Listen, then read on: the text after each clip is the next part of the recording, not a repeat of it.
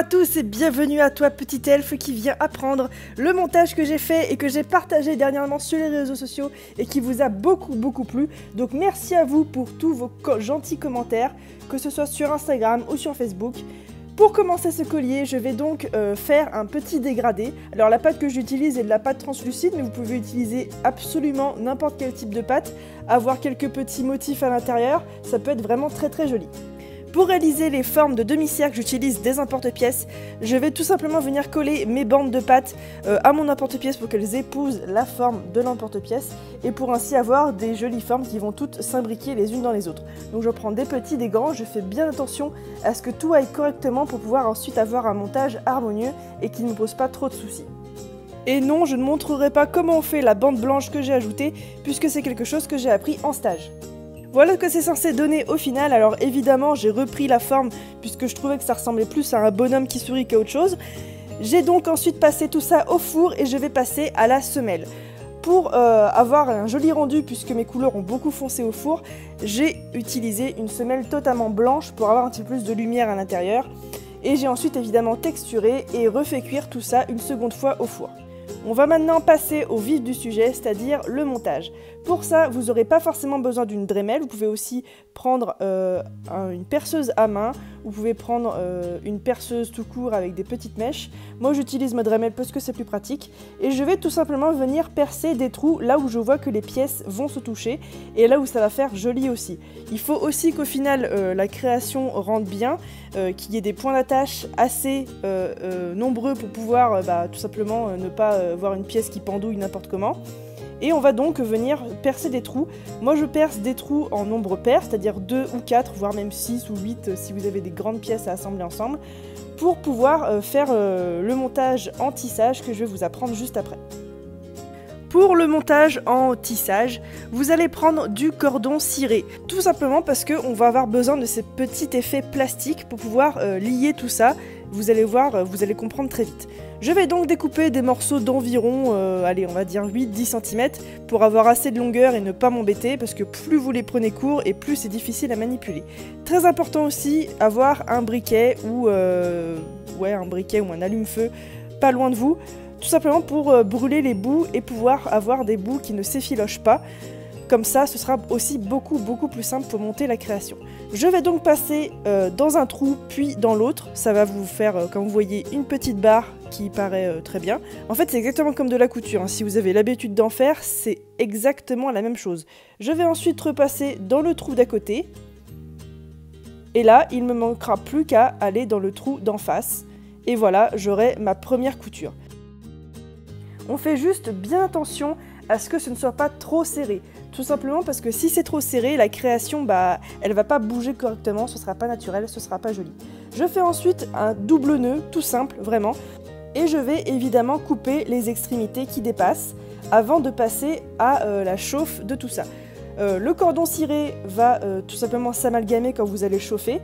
Et moi ce que je fais c'est que je tapote un petit peu avec mon doigt quand c'est encore chaud, évidemment vous faites attention de ne pas vous brûler, pour que ça s'amalgame encore plus et que ça reste un petit peu plat. Que ça fasse un petit peu plat, que ça fasse pas une grosse bosse, comme ça quand ce sera porté, ce sera aussi beaucoup plus agréable à porter. Et je vais évidemment faire ça sur toutes mes pièces, pour toutes les jonctions. C'est extrêmement long. Pour vous donner un ordre d'idée, là j'ai accéléré la vidéo 4 fois, évidemment elle ne sera pas entière, puisque ce serait vraiment trop long, la vidéo ferait environ un quart d'heure si je laissais tout. Mais pour vous donner une idée plus réelle, j'ai mis environ 1 heure à 1 heure et demie à monter tout ça, pour que ça rende correctement et évidemment que ce soit en plus à la bonne taille pour mon cou. Le gros avantage de cette technique d'utiliser uniquement du cordon ciré, y compris pour le fermoir que je vais vous montrer juste après, c'est évidemment qu'il y a 0 g de métal. Pour toutes les personnes allergiques, c'est vraiment top. Surtout en période de grosse chaleur comme maintenant, pour avoir porté mon bijou toute une journée entière par 35 à 38 degrés, c'est vraiment hyper agréable puisque du coup, on n'a pas cette impression de suer sur des trucs en métal et d'avoir ensuite le cou bleu dégueulasse qu'on a en général quand on porte des bijoux fantaisie. Même quand on porte de l'inox, parfois il y a aussi des allergies et des réactions qui peuvent faire des traces. Là, avec le coton ciré et la polymère, il n'y a vraiment aucune chance déjà qu'on fasse des traces dégueu de métal sur la peau. Et en plus, c'est un collier je vais abuser un peu quand je vais dire ça, mais c'est un collier qui respire, quoi. C'est un truc qui est vraiment très très léger, puisque c'est des pièces assez petites, qui sont juste assemblées ensemble, et qui du coup ne font pas plaquer sur la peau, en fait. Donc voilà, j'aime beaucoup en ce moment monter mes bijoux comme ça. D'ailleurs, je pense que tous les prochains seront montés comme ça, tout simplement parce que bah, c'est quelque chose qui est simple, qui est peu coûteux, c'est juste un petit peu long de faire tous les nœuds, etc. Mais je trouve ça tellement plus joli à la fin. Pour celles qui me poseraient la question, parce que je sais qu'il va y en avoir, le cordon ciré que vous voyez utiliser à l'instant a été trouvé sur AliExpress, il y en a aussi sur Wish, sur eBay, sur tous les sites de revente. Vous tapez uniquement cordon ciré et vous trouverez un tas de références. Celui que j'utilise c'est du 1 mm, il y en a aussi du plus gros, du plus large, etc. Personnellement les montages avec les cordons plus larges sont aussi très jolis. J'en ai un en 1,5 mm ou en 2 mm, je ne sais plus, qui va vraiment très bien pour faire ce genre de montage. Donc voilà, il y a vraiment de quoi se faire plaisir. Je crois que c'est 2,80 € les 85 mètres, un truc comme ça, enfin des grosses bobines. Je vais maintenant vous montrer comment je réalise le fermoir. Pour ça je passe dans les 2 trous que j'avais fait mon cordon ciré. Je vais faire un petit nœud au bout que je vais évidemment brûler juste assez pour que ça me fasse une petite boule.